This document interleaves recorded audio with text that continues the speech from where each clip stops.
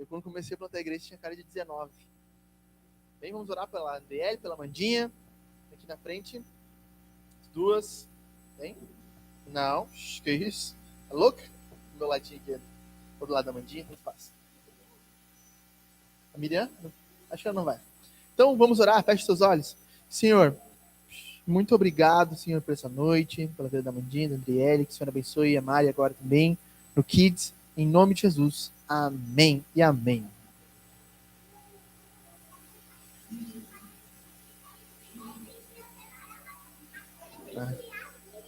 Então tá, vai lá, vai. Pode botar o M aí pra nós.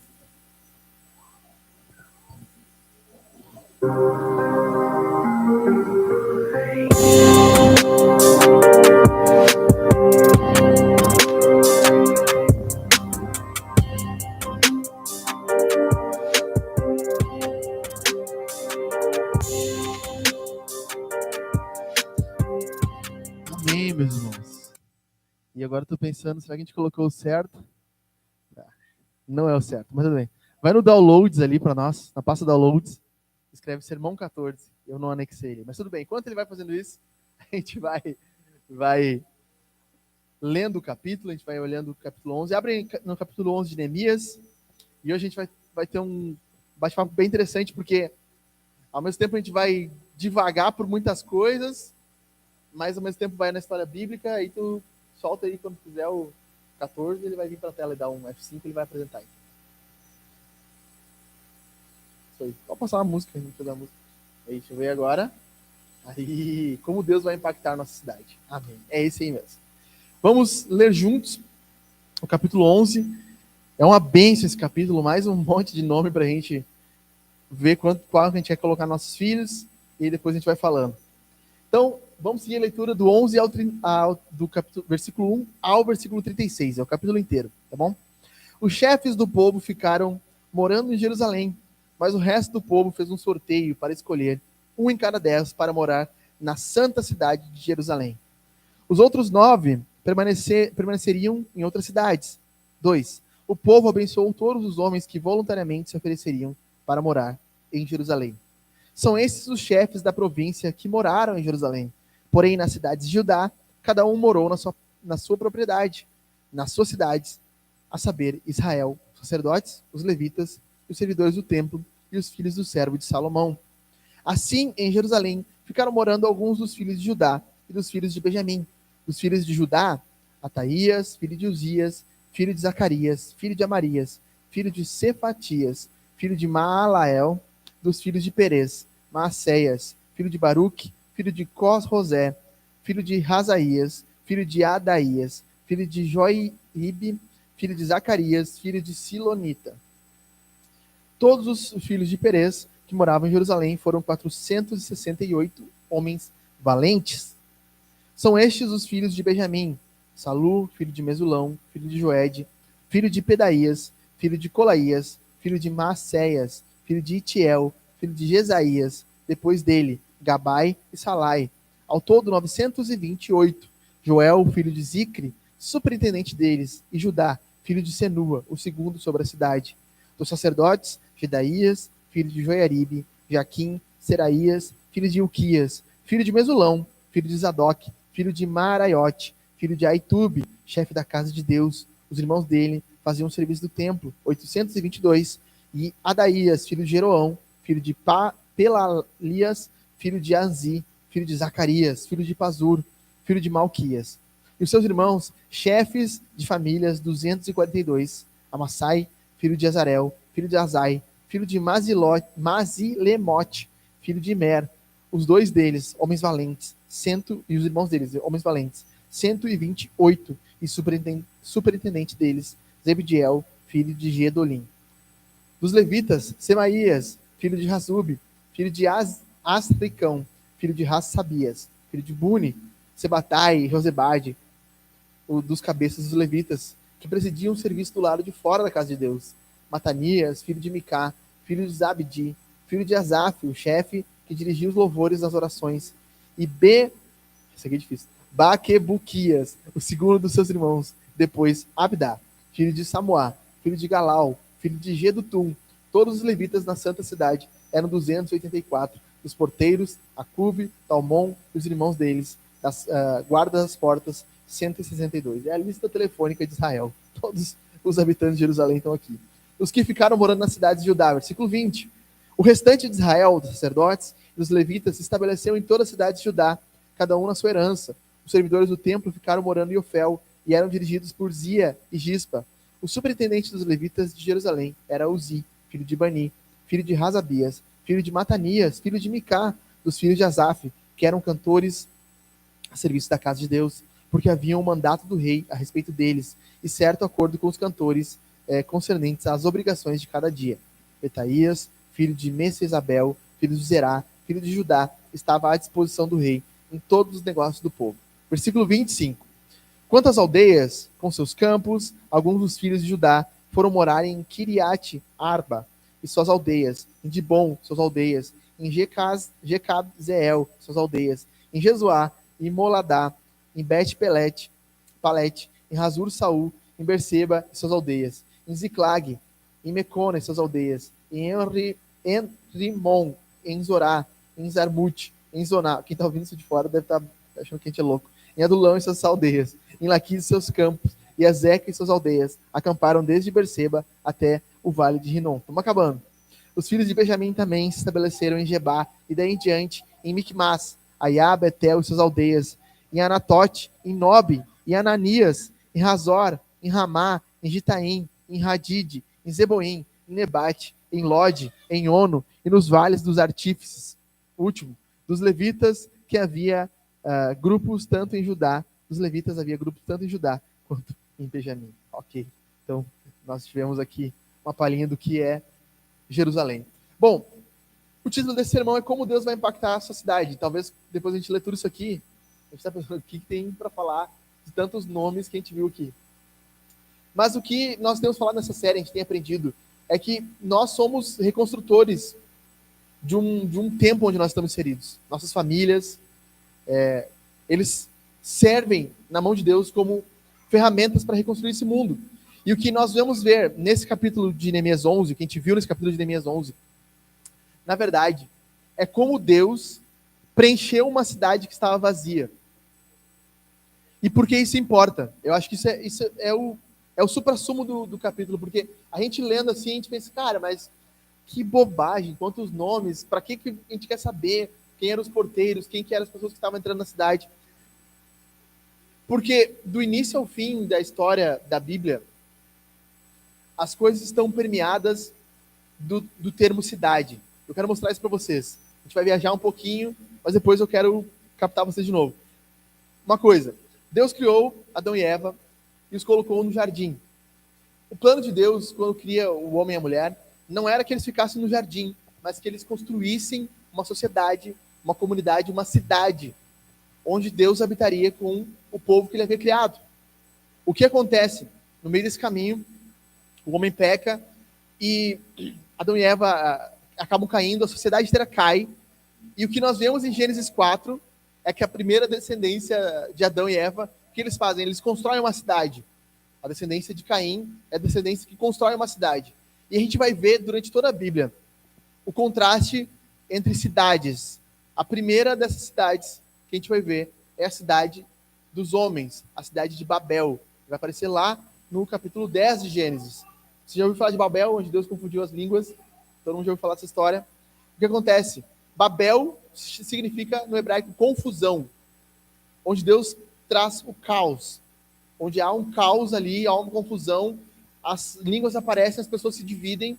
E esse é o sinônimo de Babel na Bíblia, é um sinônimo de confusão. O sinônimo de Babel na Bíblia é um sinônimo de orgulho, de algo inflado, algo maior do que si mesmo. E em contraste nós temos Babel e temos a cidade de Deus. Qual é a cidade de Deus na Bíblia? A gente leu aqui em Neemias 11, a santa cidade de Jerusalém. O que significa Jerusalém? Cidade de paz. Então tem um contraste. Cidade de paz e Babel, cidade do caos. Isso é tão forte na Bíblia que Babel e Jerusalém, eles estão do início ao fim na Bíblia. Sem mentira, do início ao fim na Bíblia. Olha só, quer ver uma coisa? Por exemplo aqui, a cidade de Deus é a cidade dos homens. Perceba, Babilônia e Jerusalém. Duas cidades que a gente está falando aqui. O que acontece? A cidade da Babilônia, ela aparece em Gênesis, ela aparece como um império babilônico, histórico em reis, mas aparece de uma forma profética no profeta Daniel. Ele está na Babilônia, residindo na Babilônia, e tem um espírito da Babilônia. Em Zacarias, a Babilônia já tinha sido destruída, mas ainda assim se fala da Babilônia. Em Apocalipse, quando Apocalipse foi escrito, no ano 90 depois de Jesus, o livro de Apocalipse foi escrito, já não existia mais a Babilônia, mas ainda existia essa ideia de um espírito babilônico transpassando esses dois locais. Então, olha, perceba uma coisa. Babilônia, em Apocalipse 17, em sua testa estava escrito um nome misterioso: Babilônia, a grande, a mãe das prostitutas, das abominações da terra. Então, na Bíblia, Babilônia sempre está relacionado com a ideia de confusão. E o que nós vemos no espírito da Babilônia é o que acontece quando o Império Babilônico aparece. Ele destrói o templo. Ele pega os melhores homens e castra eles, para que as próximas gerações fossem mortas. Então, o espírito da Babilônia, se você for ler Apocalipse, você vai ver isso. O que acontece? A grande perseguição que a Bíblia vai dizer no final dos tempos, ela é regida pela Babilônia, pelo espírito da Babilônia, não pela cidade. Então, o espírito da Babilônia, ele tem uma ideia, uma mentalidade, que a igreja é inútil, que a igreja precisa ser separada, que os homens não são necessários e que nós precisamos destruir as próximas gerações. Perceba uma coisa: o espírito da Babilônia está na Bíblia. Agora, olha como o que aconteceu desde o início da pandemia parece que escancarou o espírito da Babilônia. O que aconteceu quando surgiu a pandemia? A primeira coisa que as pessoas falaram: fecha as igrejas. Parem as igrejas. O que nós vemos é um movimento para que as pessoas enxerguem a igreja como algo desnecessário. Não, na minha vida é desnecessária. Eu não preciso da igreja. O espírito da Babilônia. O espírito da Babilônia diz que os homens precisam ser mortos, como foi quando a Babilônia dominou Jerusalém, matou todos os homens, os melhores homens ela levou até a corte e castrou eles, cortou fora o pênis, para que eles não fossem mais homens. O que nós vemos em nossos dias? Homens se transformando em mulheres. O que nós vemos é uma transgenia, né? Troca de gênero. Então as pessoas dizem: eu tenho um corpo de mulher, mas me sinto homem. Então ele é um homem. Eu tenho um corpo de homem, mas me sinto uma mulher. O que ele vira? Ele vira uma mulher. E o que o nosso governo faz hoje em dia? Se o cara não se conforma com o seu sexo, antigamente ele ia para um hospício. Hoje em dia ele vai para a fila do SUS para fazer uma troca de gênero. Então nós vemos que os homens estão sendo incentivados a se tornar cada vez mais femininos. Isso parece bobagem, mas há 50 anos atrás o nível de testosterona dos homens era 50% mais alto. Os nossos homens estão se tornando mais femininos, cada vez mais femininos. E o que nós vemos nas mídias, nos filmes, na cultura, é uma personificação da mulher como heroína. Só tu olhar os filmes de hoje em dia, tipo Frozen. A gente gosta de olhar o Frozen, desculpa a crítica aí, né? A gente gosta de olhar o Frozen. Mas quem que é a heroína do filme Frozen? A Elsa e a Anna. Antigamente, quem era o herói? Quem salvava a Bela Adormecida? Quem tirava a... Quem salvava a Branca de Neve e os Sete Anões? Era um príncipe, era um homem. Hoje não, as mulheres. E há um empoderamento nessa parte, e isso é o espírito da Babilônia por detrás da mídia. A matança da próxima geração. Há um tempo atrás, nós não vimos tão abertamente, tão escancaradamente apoio à legalização do aborto. A gente viu na Argentina, no retrasado, milhares de mulheres comemorando que foi aprovada a legalização do aborto, um feto de até, um bebê de até 12 semanas. Eu falei feto, 20 semanas na Argentina, se não me engano. Imagina, 20 semanas, a gente faz a radiografia para descobrir o sexo, com 16 a 20 semanas. O governo autorizando a matança. E hoje em dia, se a gente fala isso, nas igrejas, a maioria das igrejas não fala mais sobre isso, porque tem medo de falar contra o aborto. Então, nós somos a favor da vida, pró-vida, mas o espírito babilônico é a favor do assassinato de crianças dentro do útero. Por quê? Porque ela tem intenção de parar o avanço da próxima geração. Da mesma forma que tem um espírito da Babilônia que vem por detrás da mentalidade do povo, que foi uma cidade, mas que também é uma mentalidade. Da mesma forma, Jerusalém, ela é uma cidade que ainda existe nos nossos dias, mas existe também uma coisa, uma ideia mística por detrás. Porque o que acontece? Em Apocalipse 17 nós vemos a Babilônia, em Apocalipse 21 nós vemos Jerusalém. E vi a cidade santa, a nova Jerusalém, que descia do céu da parte de Deus com uma noiva belamente vestida para o seu marido. Há um contraste muito grande. Babilônia, a mãe das prostitutas. Jerusalém, a noiva vestida para um marido. Por que eu estou falando isso? Porque a cidade de Jerusalém, como física, como algo geográfico, tem a sua importância e teve sua importância em Neemias 11. Eu preciso que você preste atenção nisso, porque é uma viagem, mas a gente vai chegar onde eu quero chegar. O que nós estamos vendo aqui em Neemias 11 é eles reconstruindo a Jerusalém física. O que nós vemos em Apocalipse 22 é o espírito da Jerusalém, ou a Jerusalém celestial descendo do céu. O encontro da Jerusalém física com a Jerusalém celestial. Jesus está hoje em uma Jerusalém celestial. Agora, perceba isso. Era necessário que a cidade fosse reconstruída, era necessário que os muros fossem reconstruídos, era necessário que o templo fosse reconstruído. Por quê? Porque Jesus entraria nessa cidade, passaria pelos seus muros, iria até o templo. Na Semana Santa, ele seria crucificado fora da cidade. Era necessário que os muros existissem para que ele fosse crucificado fora da cidade. Foi necessário esse movimento acontecer de reconstruir a cidade para que o plano de Deus, a Jerusalém celestial, pudesse vir. E o que acontece? Jesus morre em Jerusalém. Jesus ressuscita em Jerusalém. E quando ele voltar, ele voltará com Jerusalém. Então, olha como isso é importante.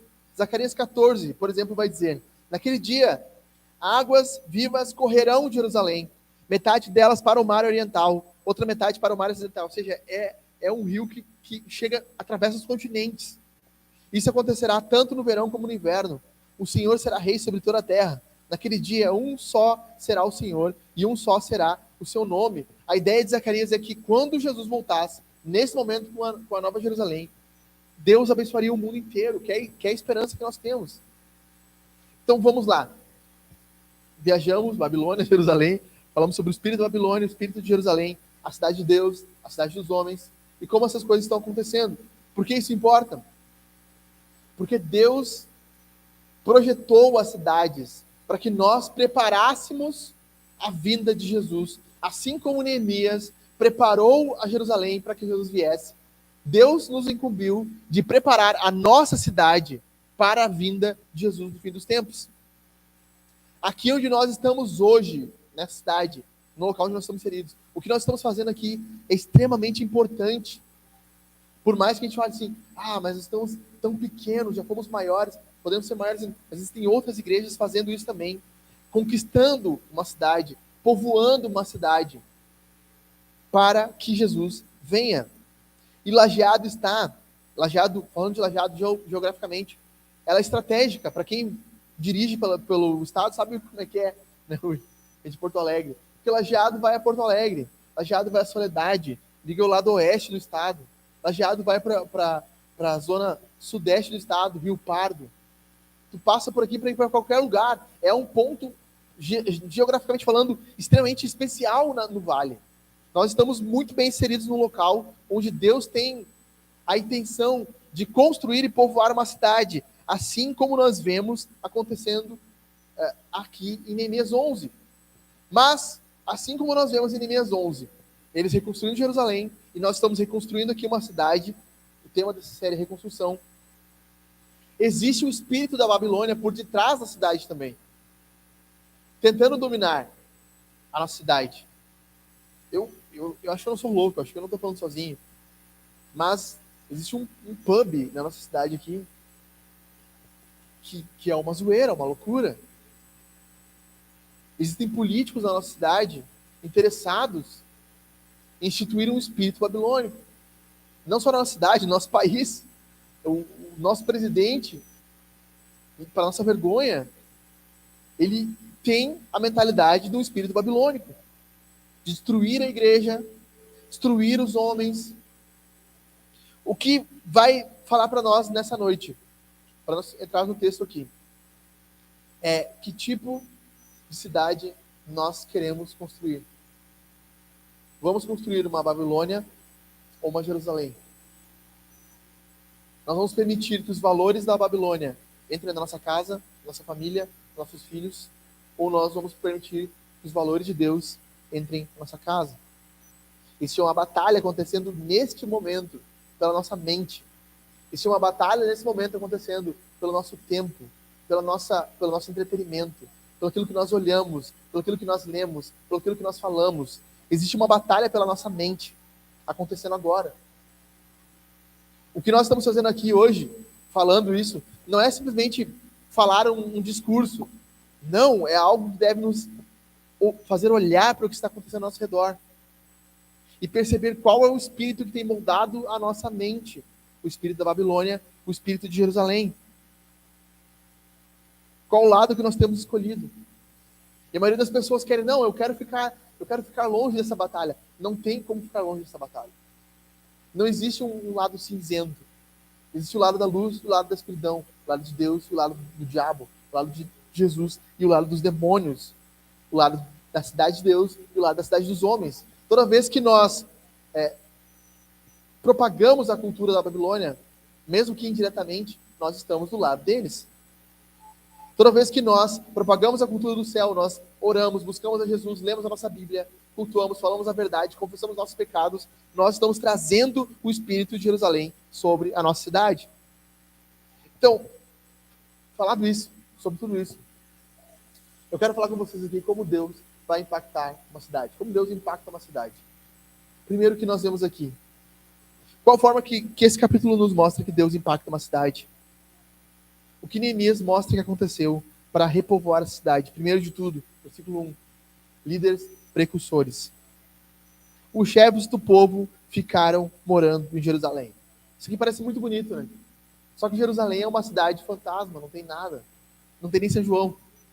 Não tem farmácia, não tem nada, não tem comércio. É uma cidade deserta. 141 anos, ninguém estava lá. 141 anos foi morada de lobos, corujas, tudo destruído, tudo quebrado. Agora, há 30 dias, eles reconstruíram os muros. Para impactar uma cidade, para impactar a nossa cidade, nós precisamos, antes de tudo, de líderes precursores. Pessoas que olhem a dificuldade e enxerguem uma oportunidade. A maioria de nós olha assim as dificuldades e nos desanimamos. E Neemias não é esse cara. Porque Neemias olhou uma cidade quebrada e enxergou uma oportunidade de fazer o nome de Deus conhecido quando ele reconstruísse a cidade. Eu falei isso aqui várias vezes nesse sermão. Neemias reconstrói Jerusalém porque ele sabe que Deus prometeu que viria a Jerusalém. Jerusalém precisava estar reconstruída para que Deus viesse. Neemias, ele olha aquele monte de entulho e diz, isso aqui é a cidade santa de Deus.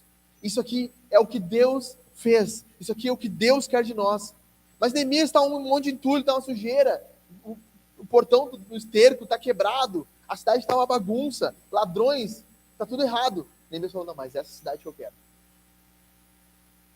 Para Deus impactar nossa cidade, ou a cidade que nós estamos inseridos, ou o local que nós estamos inseridos, nós precisamos de pessoas que enxerguem o invisível. E olhem as coisas ainda informe. Olhem as coisas ainda feias e digam assim, não, aqui tem potencial. Lembra quando a gente veio olhar essa sala aqui, né, Jô? A gente olhou assim, cara, essa sala aqui ela ainda feia, né? Ela tava pior disso aqui. A gente olhou assim, nossa, tava horrível, assim.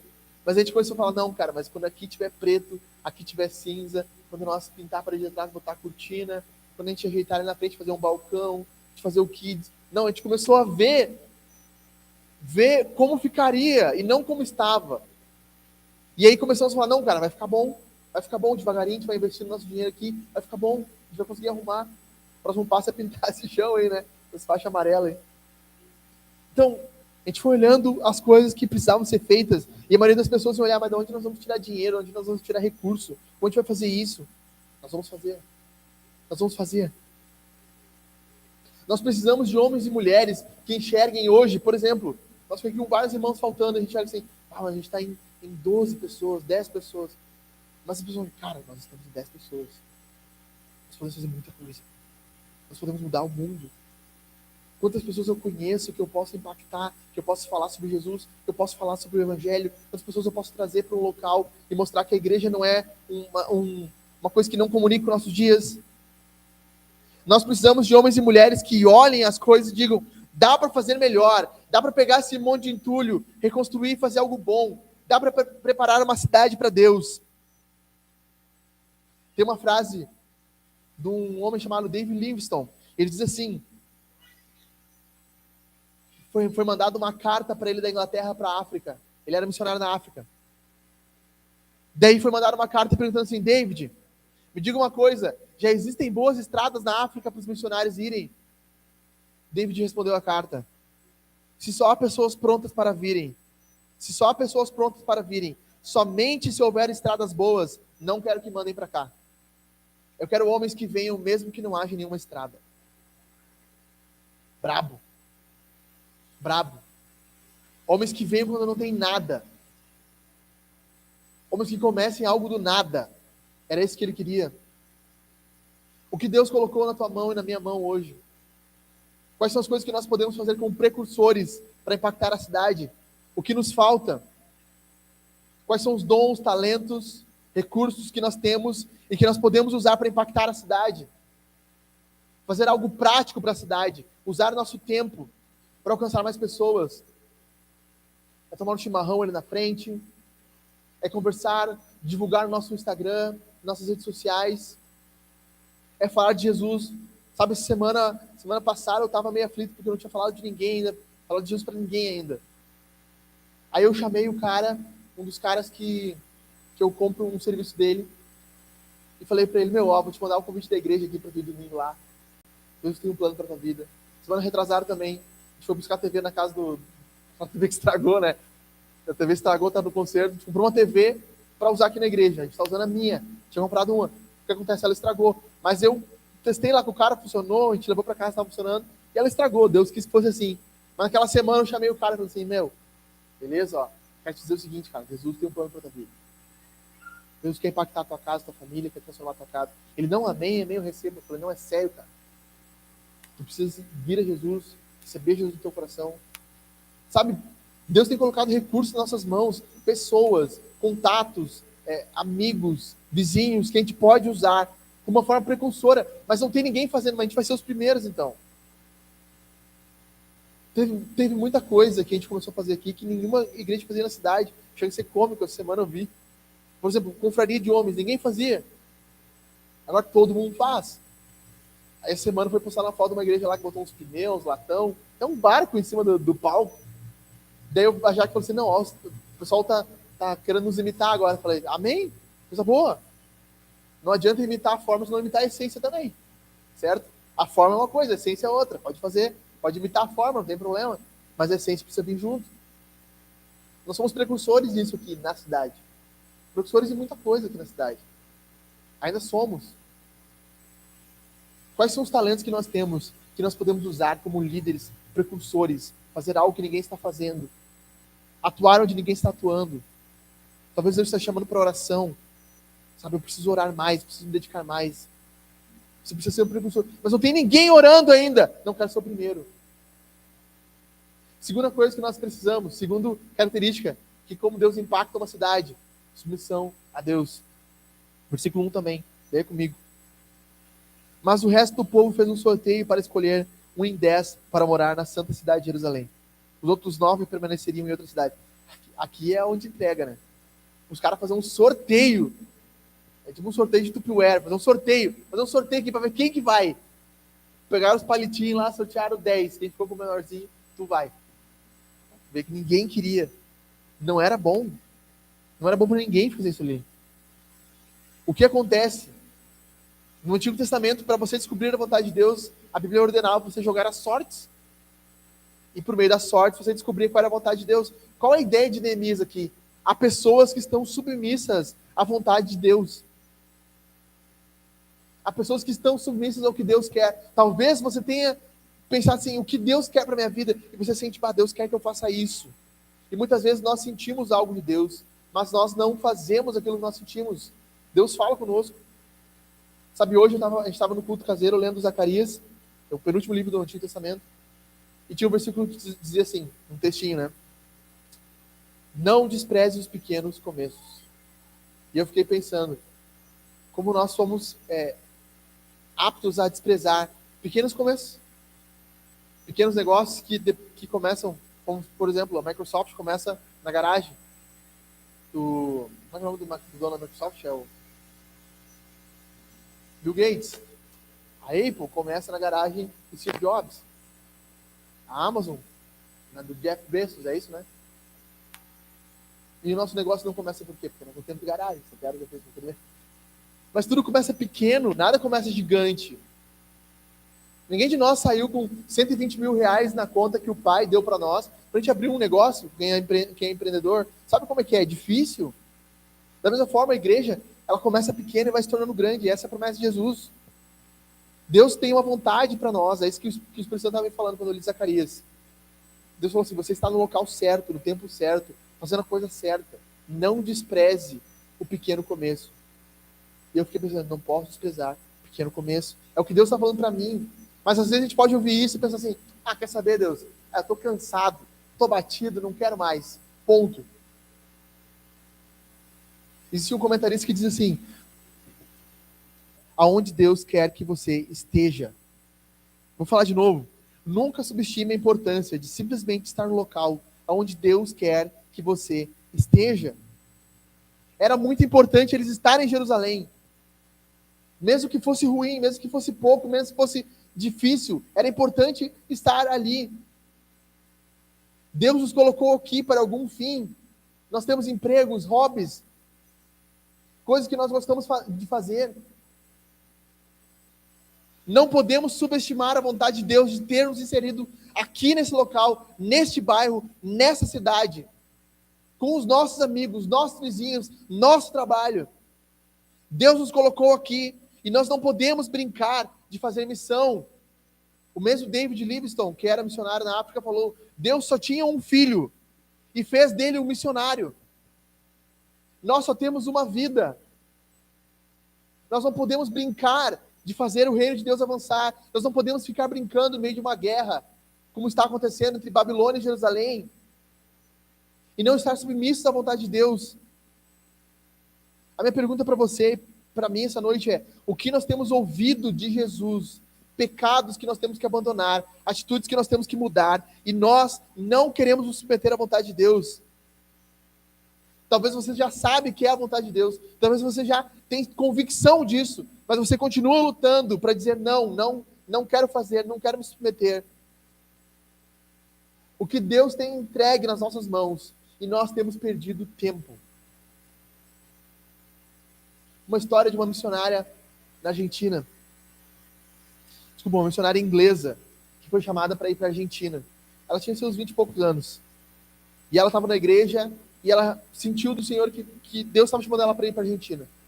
E ela falou em oração, não, Deus, deixa primeiro eu terminar os estudos. E ela termina os seus estudos, e de novo Deus vem para ela, vá para a Argentina, pregar o evangelho, ser missionária da Argentina. Ela disse, não, Deus, agora eu estou namorando, deixa eu primeiro casar. Ela casou.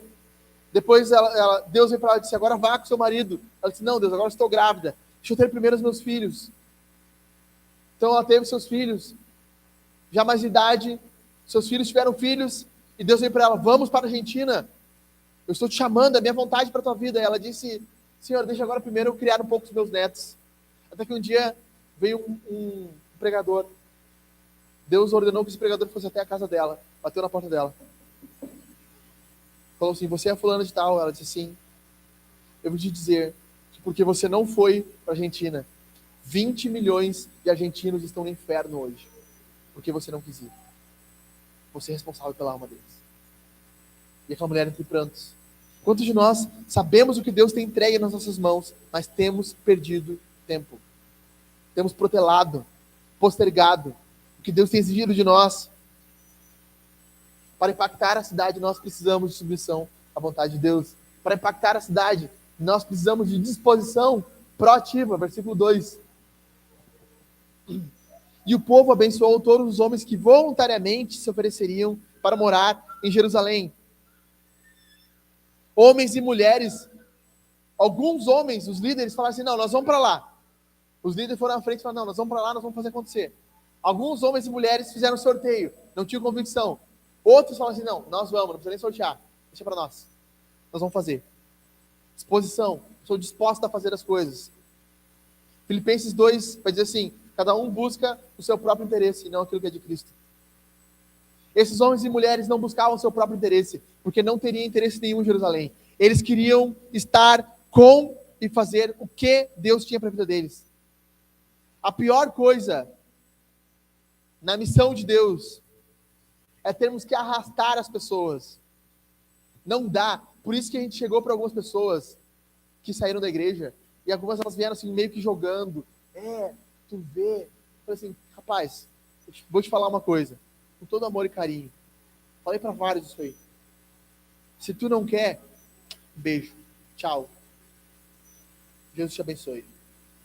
Ah, mas vai sair um monte de gente. Amém. Então vai contigo. Quem não quer estar, não precisa estar. É simples. É simples. Precisamos de pessoas dispostas, com proatividade, a fazer o que Deus quer que elas façam. Não dá para ficar empurrando toda vez. Eu lembro que eu falei para o cara, quando eu tiver que implorar para você fazer alguma coisa, está errado.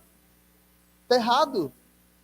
Não pode ser que vocês não enxergam a beleza que é ir para uma cidade destruída como Jerusalém. A beleza que é servir a Jesus, ainda que nos custe muito. E o que nós vemos que é onde há disposição, meus irmãos, preste atenção nisso aqui. Onde há disposição, há bênção. Deus lembra de todos aqueles que se dispõem a fazer o que Deus quer para eles. Porque o povo abençoou todos os homens que voluntariamente se ofereceriam para morar em Jerusalém. Aí, nós lemos aqui, se eu não me engano, são 84 nomes nesse capítulo. 84 nomes de famílias. Por que esses nomes estão aqui? Porque Deus lembra. Nós esquecemos, nós achamos irrelevante, mas Deus não esquece. Deus não acha irrelevante, William. Deus não acha irrelevante. Deus não acha irrelevante. Toda vez que nós servimos, todas as vezes que nós dispusemos a fazer algo, Deus lembra. Deus lembra, João. Deus recorda. Deus enxerga. Deus vê. E Deus anota. E Deus guarda. Nada do que é feito para o reino de Deus é em vão. Nada do que é feito para o reino de Deus é em vão. E por isso que há uma extensa lista de 84 nomes aqui. Nós precisamos de pessoas que entendam que o que não tem valor eterno, é eternamente inútil, como disse C.S. Lewis. O que não tem valor eterno é eternamente inútil. Por quê? Porque nós não vamos morrer, meus irmãos. E nós vamos chegar no céu, diante de Jesus, com um carro, uma casa. Nós vamos chegar com a nossa poupança. Tudo que nós construímos aqui, a gente brinca, né? Vai ficar no nosso caixão. Os nossos filhos brigar. Os nossos filhos brigar depois pelo nosso dinheiro que ficou. Quando nós chegarmos diante de Deus, não é o que nós temos, é quem somos. É o que fizemos por Ele. Não é o que nós temos, é o que fizemos. Quando Jesus pedir conta do que nós fizemos com o que Ele nos deu, isso sim é sério. E muitos chegarão lá naquele dia e não terão nada para apresentar. E Deus vai dizer, eu coloquei esse recurso, essa pessoa, naquele dia, que tinha um louco falando na igreja, que você tinha que fazer isso e você não fez, por causa daquele dia. Lembra que ele falou aquilo, aquele louquinho, aquele lemãozinho narigudo, ele que te falou, ele falou aquilo era sério, e agora eu vou te cobrar. O que você fez com os recursos que eu te dei? O que você fez com o tempo que eu te dei? O que você fez com os filhos que eu te entreguei? Com a esposa que eu te dei? Com o marido que você tinha? Com a casa que você tinha? Com o carro que você tinha? O que você fez com isso? Quem somos nós na missão? Pessoas dispostas, pessoas que precisam de um empurrão sempre. Tudo que vai fazer é difícil. Tudo que vai fazer é difícil. Sempre se fazendo, foi muito gaúcho dizer, né? Se fazendo. Está se fazendo de salame. Tudo é difícil. Nós vamos pintar, não, mas é muito complicado. Tudo é difícil. Quem nós somos na missão? Nós somos uma bênção. O povo abençoou esses homens, eles iam ser uma bênção na mão de Deus. Ou nós somos um peso, um atraso. Quando está no meio de uma tempestade, no alto mar, muitas vezes os barcos começam a jogar pesos para fora, para que eles possam atravessar aquela tempestade. Quem nós somos na missão? Os que ficam no barco ou os que são lançados fora? Os que somam ou os que pesam? Para finalizar aqui com vocês, nós vemos não só as pessoas, o tipo de pessoas, mas as características delas também. O tipo de pessoas que precisamos para impactar a cidade. Versículo 14, homens valentes. Homens valentes. E aparece 2 vezes isso, mas no versículo 14, olha o que diz ali. E os irmãos deles, homens valentes. Homens valentes. Homens valentes. Homens e mulheres que não têm medo de nada. Que olham as situações e são corajosos. Deixa eu dizer isso aqui bem sério para vocês. Não é desanimar, mas é falar a realidade. O nosso inimigo é o diabo. Nosso inimigo é um dragão. Ele é furioso. Ele é terrível. A Bíblia diz que o diabo é um dragão, a Bíblia diz que o diabo é um leão. A nossa luta para reconstruir uma cidade aqui em Lajeado não é contra soldados, mas contra os demônios. E nessa luta é necessário coragem. É necessário que tenha homens valentes, como eles tinham em Jerusalém. Porque a cidade estava cheia de brechas, cheia de locais onde ladrões poderiam entrar, malfeitores podiam vir. E eles precisavam de homens valentes. E nós precisamos de homens e mulheres valentes. O nosso inimigo é forte, mas nosso Deus é mais forte. E mais um adendo. O mesmo texto de que nós lemos em Apocalipse 21 diz que na cidade de Jerusalém, na Nova Jerusalém, não entrarão covardes. Homens medrosos, mulheres medrosos, não entrarão no céu. É necessário coragem para abandonar os pecados. É necessário coragem para se levantar e dizer, eu errei. Como marido, como esposa, como filho, eu errei. Eu tenho errado, Senhor, como cristão. Eu tenho errado como missionário. Eu tenho errado como filho teu. É necessário coragem. A boa notícia é que Jesus é um homem corajoso, mais do que nós fomos. Ele foi até a cruz, ele encarou o que nós não poderíamos encarar. Ele venceu e nós vencemos. A segunda característica, homens que estejam dispostos, homens e mulheres, a servir. A servir. Versículo 15 ao 18 vai dar a lista dos servos do templo. Pessoas que estavam servindo na missão. Muitos querem ser servidos, querem vir a um local e querem que as coisas sejam prontas para recebê-los. Poucos querem servir. Precisamos de pessoas que queiram servir. Não adianta. Homens corajosos, dispostos a servir. Servos. Pessoas que se disponham a limpar o banheiro, a cuidar das crianças. Pessoas que se dispõem a tocar. Sabe, nós vemos aqui essa lista de homens e mulheres que vão servir ao Senhor na cidade. Nós precisamos de pessoas dispostas a servir a Jesus. E o problema é que nós somos muito orgulhosos. Nós somos orgulhosos, nós não gostamos de ser servos. E a Bíblia diz em Lucas 17, assim também vocês, depois de terem feito tudo o que lhes foi ordenado, digam, somos servos inúteis, porque fizemos apenas o que deveríamos fazer. A maioria das pessoas não acha que elas deveriam fazer, elas deveriam ser servidas. Mas na igreja, nós precisamos de servos, pessoas que queiram servir e não ser vistos. E quem não serve para servir, não serve para congregar. Quem não serve para servir, não serve para ser igreja. Por quê? Porque o nosso Deus é um servo. Jesus foi o maior servo de todos. E ele é o nosso exemplo de servidão. O problema é que muitos de nós chegamos em locais, chegamos na igreja de nariz arrebitado, pensando assim, nunca pensando o que eu posso fazer pelos outros, sempre pensando o que os outros podem fazer por mim. Vou contar uma história para vocês. Muita igreja que nós íamos, tinha umas cadeiras no fundo, assim, como se fosse atrás de vocês, sabe? Atrás de vocês ali. E daí, no final do culto, sempre servia café. Tu lembra dessa história, né, mano? E tinha 2 pessoas que eram amigos nossos sentados ali atrás. E a senhorinha, uma vozinha, chegou e falou assim para eles: vocês se importariam de eu sair daqui? Porque a gente tem esse local que a gente põe o café, fica bem na saída. A mulher levantou, pegou a mão do marido e falou assim: eu nunca mais volto aqui. E esse é o tipo de pessoas que muitas vezes estão envolvidos na igreja.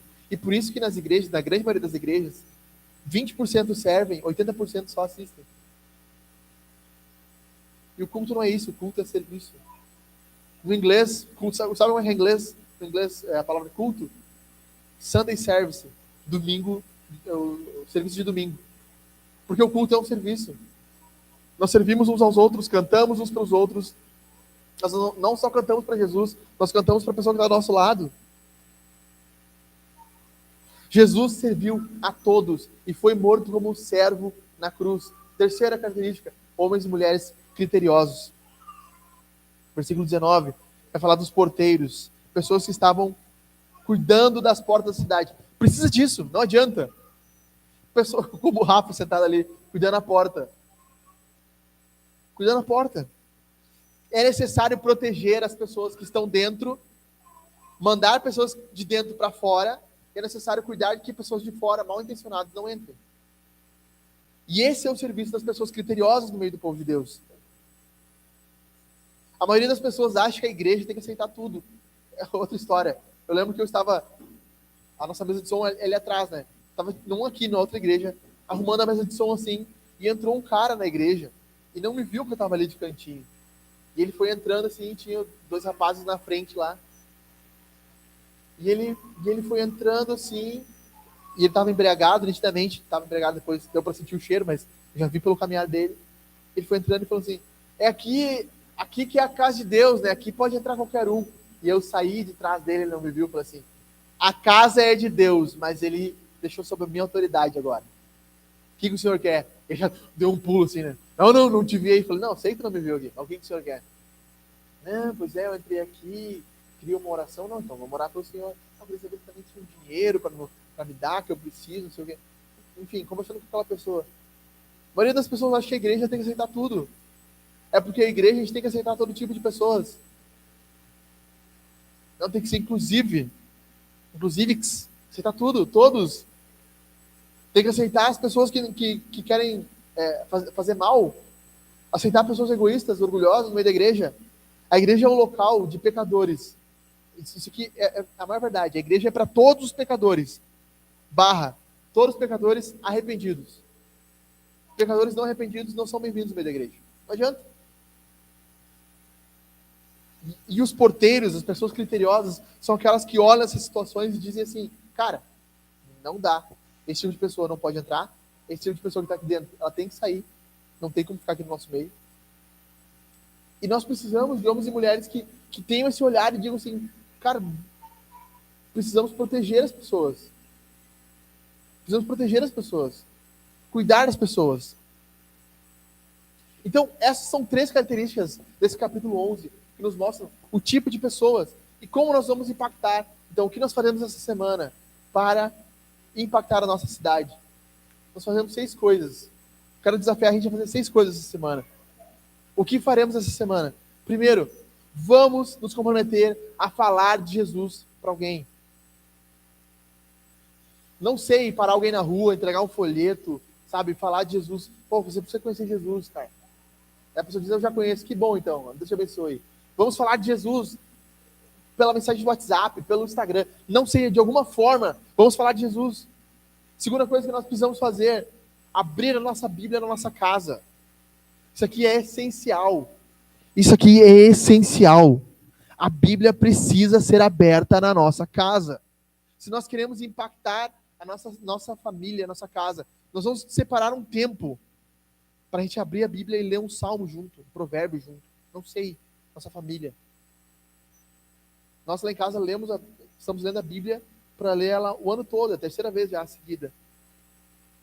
Então nós terminamos o Antigo Testamento hoje. Mais 2 meses acaba o Novo Testamento. Então vamos abrir a Bíblia na nossa casa. Abra o Provérbios do dia. Hoje é dia 3, é isso? Amanhã é dia 4. Chega hoje em casa, se você não leu, abre Provérbios 3, lê. Amanhã, de manhã, toma um cafezinho, abre Provérbios 4, lê. Lê um provérbio por dia. Abre a Bíblia na tua casa. ler o Novo Testamento, ler os Evangelhos. Terceira coisa que nós vamos fazer, ter um jantar intencional, ou um café intencional, não sei. Alguém que nós queremos falar de Jesus, que nós estamos querendo nos aproximar, nós vamos pagar um café para ele, conversar com ele, chamar ele para um café. Quarta coisa, estar em comunhão, ir nos pequenos grupos, estar juntos, jantando junto, conversando, cobrando um ao outro. A gente faz isso aqui na nossa igreja, cobrança. Falei para Jaque, acabando o Neemias, eu já tenho um sermão pronto. Por que não virar membro da Hangar? Vai ser um sermão maravilhoso.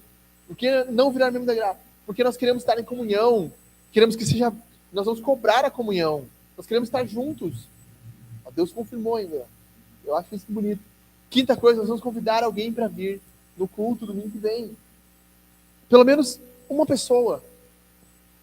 Chega ali no Instagram, tem aquele aviãozinho, né? Tem o coração, a nuvenzinha e o aviãozinho. Vai no aviãozinho e pum, dispara para alguém. Já manda assim, olha aí, domingo que vem às 18. Sábado dia que tu já fez. Já fiz a tarefa. Convida alguém para o culto. Sexta coisa, divulgar nas redes sociais. Nós estamos em menos pessoas. Nossa rede já foi muito melhor. Mas como a gente faz quando a gente tem menos pessoas? A gente tira uma foto, nós mesmos, e marcamos a igreja. Pum! Marcamos a igreja. Estava aqui. Bênção. Estava demais. Não sei. O café estava bom. Choveu. Sabe? Fala alguma coisa. Divulga. Compartilha. Porque, tipo assim, eu tenho no meu Instagram número X de seguidores. A igreja acho que tem 900 e pouquinho. Mas cada um de nós tem um número X. O que alcança mais? Se a igreja compartilha, ela alcança, né, se o Instagram integrasse para todo mundo, 900 pessoas, vamos dizer. Mas se eu pegar a minha conta, a tua conta, da Mabel, do Jô, da Jaque, né, se a gente for pegar a nossa conta, vai dar, sei lá, 20 mil pessoas. Quem alcança mais? Nós todos juntos ou só a igreja? Nós todos juntos. Nós todos compartilhando. Então nós vamos divulgar e nós vamos impactar a nossa cidade. Nós vamos encerrar, como nós sempre encerramos aqui. Falta mais 2 sermões, a gente acaba Neemias. Até 13. Eu tô feliz. Falei pra Jaque, eu não aguento mais pregar Neemias. Mas é uma bênção quando a gente prega. Só que chega no final da série eu começo a ficar, mas eu já tô querendo pregar outro livro, eu quero pregar o Novo Testamento para vocês. Nós vamos cantar, as crianças vão vir para frente, nós vamos cantar novamente. Estamos de pé. Nós vamos cantar Estamos de Pé. Tem aquele solinho de guitarra. Né? Quero agradecer o pessoal que estava na live. Já pode encerrar aí. Um beijo para vocês. Deus abençoe. O Alan, Sami, estava nos acompanhando aí. Deus abençoe você, gente.